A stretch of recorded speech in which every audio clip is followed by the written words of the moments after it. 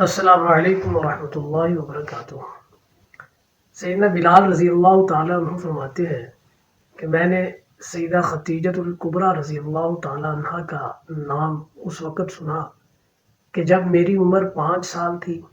میری ماں نے ایک روٹی کا ٹکڑا مجھے دیا جس پر شہد لگا ہوا تھا، اور میری غریب ماں نے یہ بتایا کہ یہ روٹی کا ٹکڑا سیدہ خدیجہ الکبریٰ رضی اللہ تعالیٰ عنہ نے بھیجا ہے۔ پھر فرمایا کہ اس دن سے آج تک سیدہ خدیجہ الکبریٰ رضی اللہ تعالیٰ عنہ کے نام کے ساتھ شہد اور مٹھاس کا رشتہ وابستہ ہے۔ اس طرح سیدہ بلال رضی اللہ تعالیٰ عنہ فرماتے ہیں کہ میں ابتدائی اسلام میں ایک مرتبہ نبی کریم صلی اللہ علیہ وسلم سے ملا تو نبی کریم صلی اللہ علیہ وسلم مجھے دیکھ کے رونے لگے، تو آپ کے عمزاد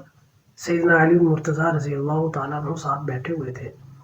انہوں نے نبی کریم صلی اللہ علیہ وسلم سے پوچھا، چونکہ وہ بچے تھے، تو انہوں نے کہا کہ یا رسول اللہ صلی اللہ علیہ وسلم آپ اس شخص کو دیکھ کے کیوں رو رہے ہیں، یہ کوئی برا آدمی ہے؟ تو نبی کریم صلی اللہ علیہ وسلم نے ارشاد فرمایا کہ نہیں علی، یہ وہ شخص ہے جس پہ اللہ تبارک و تعالیٰ نے اس دھرتی پہ اپنی نظر کرم کی ہے، اسے خوشنودی حاصل ہوئی ہے اور اسے اللہ تبارک و تعالیٰ نے اپنے لیے چن لیا ہے۔ یہ فرما کر نبی کریم صلی اللہ علیہ وسلم اٹھے تو اٹھ کر مجھ غلام کے بغل گیر ہوئے، مجھے گلے سے لگایا، گلے سے لگا کر آپ صلی اللہ علیہ وسلم نے ارشاد فرمایا کہ اے بلال، جب تک یہ دنیا قائم رہے گی یہ بات یاد رکھی جائے گی کہ اسلام کی خاطر سب سے پہلے اذیت برداشت کرنے والے تم تھے۔ پھر نبی کریم صلی اللہ علیہ وسلم نے بازو پکڑ کر مجھے اپنے ساتھ چٹائی پہ بٹھانا چاہا تو میں حیران ہو گیا، میں دنگ رہ گیا یہ بات دیکھ کے کہ کہاں ایک غلام اور کہاں ایک قریشی، کہاں ایک غلام اور کہاں ایک آقا۔ عرب میں یہ رواج کہاں تھا کہ غلام اپنے آقا کے برابر بیٹھ جائے، کمتر عزت دار کے برابر بیٹھ جائے؟ عرب کے معاشرے میں تو یہ چیز پائی نہیں جاتی تھی۔ تو میں بہت زیادہ حیران ہوا، پریشان ہوا، اور میں تو زندگی بھر اپنے آقا کے برابر نہیں بیٹھا، تو کہاں نبی کریم صلی اللہ علیہ وسلم جیسی عظیم المرتبت شخصیت، اور کہاں حبشہ کا بلال؟ تو یہ کیسے ممکن تھا کہ میں بیٹھ جاتا؟ لیکن نبی کریم صلی اللہ علیہ وسلم نے کمال شفقت اور کمال محبت سے مجھے اپنے پاس بٹھایا،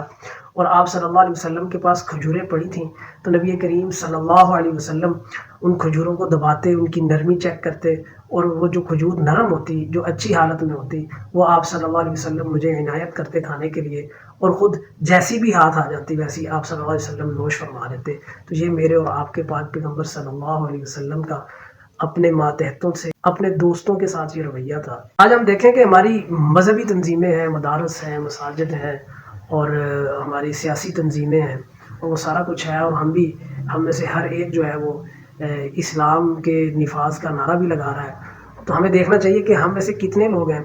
کہ جو اپنے ورکروں کے ساتھ، جو اپنے کارکنوں کے ساتھ اس طرح کا رویہ اپناتے ہیں۔ اللہ تبارک و تعالیٰ مجھے اور آپ کو عمل کرنے کی توفیق دے۔